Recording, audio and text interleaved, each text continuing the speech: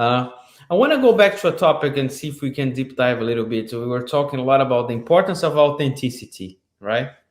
And but authenticity for the sake of what? And we spoke a little bit about for the sake of building a healthy culture, right? For the sake of building a better organization and things like that. So how do you define? You know, there's a couple of things that are important to you in terms of like a what is a healthy leadership style for Yeah. you? Yeah. So, and I'm going to say something that I'm sure is not scientific, but is based on my own experience. When I see authentic leaders, I see leaders who really care about others, not just about themselves.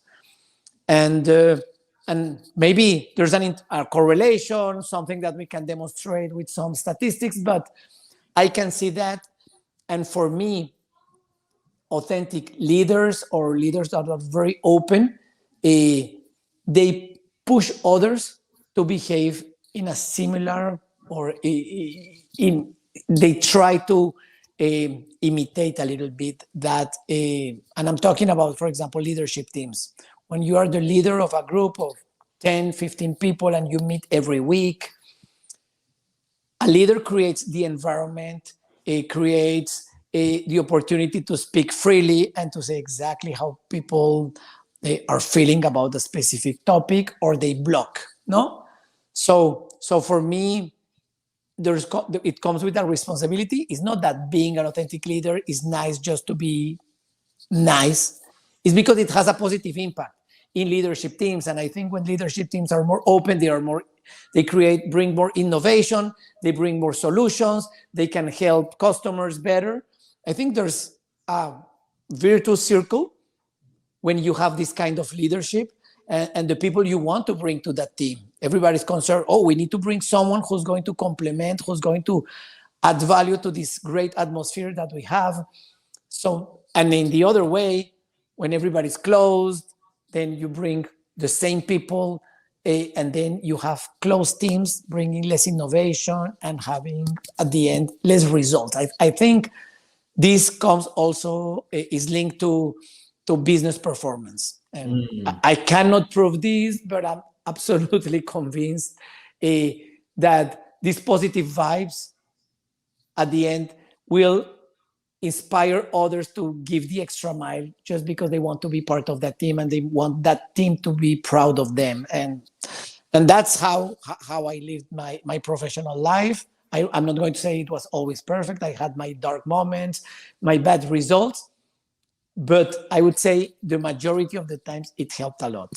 Yeah, yeah, and you're bringing an important point, which is yes, I mean, healthy leadership can produce fantastic results. I still hear that sometimes. I think there's still a confusion in many people's minds, you know, and even in the corporate world about, oh, if you are too healthy, if you are nice with people, if you care about people, uh, you're not going to bring the results. Like and the other way around is true. So to bring results, you need to be tough, and you need to, you know, Yeah. be assertive, and people need to have some kind of fear of you as a leader, Yeah, and and that's an old thing. that's very common, and that's very wrong. And the more you read, I mean, bringing empathy, that's so important, and and it's much needed in the organizations. And that concept of, if you are tough, people will follow and they will deliver on the deadlines. If you're soft, they are not going to do it. I think that's absolutely BS. I mean, people, I mean, they don't need another father, another teacher. They need someone who understands what they want, who can customize the leadership style, because you cannot treat all your team the same way because people are different and they expect different things from your leader. So for me, it's absolutely right to be yourself. And that doesn't mean that you are not making decisions, and you are making tough decisions, and you are acting with sense of urgency, and you are delivering on time. That's not is not contradicting one to the other. And I agree, and I heard that several times. And because my style tends to be more in the connecting with others, listening to others, more in what in a corporation will call the soft side. I received many feedback about that. But at the end, for me, it's what are the results and what was delivered at the end of the year, and how many people were promoted, the people who decided to stay in the organization and said no to another organization who was trying to offer them a job because they said, I want to be part of this. So there are things that you cannot measure, but there's a very, very positive impact. So we cannot put labels in people or try to change people. You need to maximize their potential, which doesn't mean that feedback is always there, no? So true.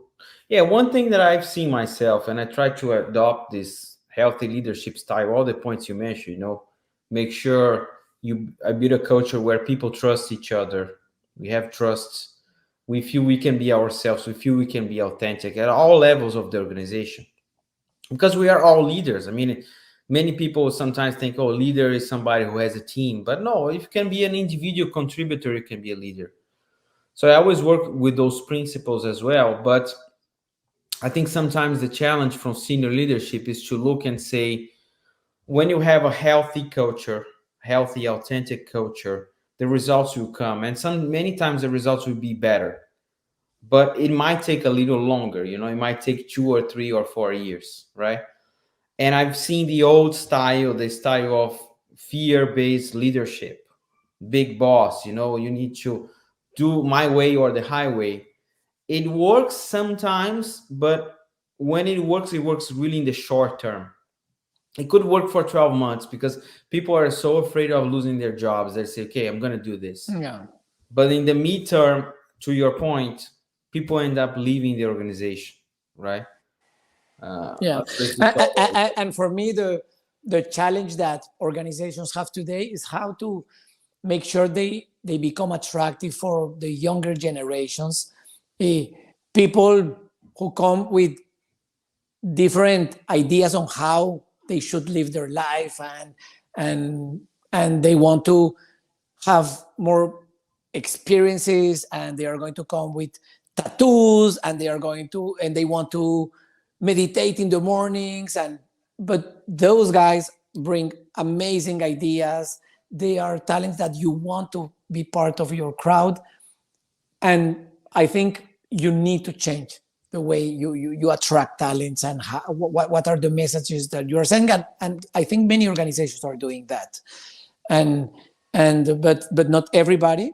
And you miss very important talents if you don't do it in the right way. So you are going to hire just people like yourself because that's the way we have done that in the last 100 years, and it worked. But this is changing very quickly, and consumers are also changing very quickly. And I think you need to listen, adapt, and change fast. If not, at some point, companies are going to pay the bill. Yeah, so true. And we hear those news. We saw those news every time, right?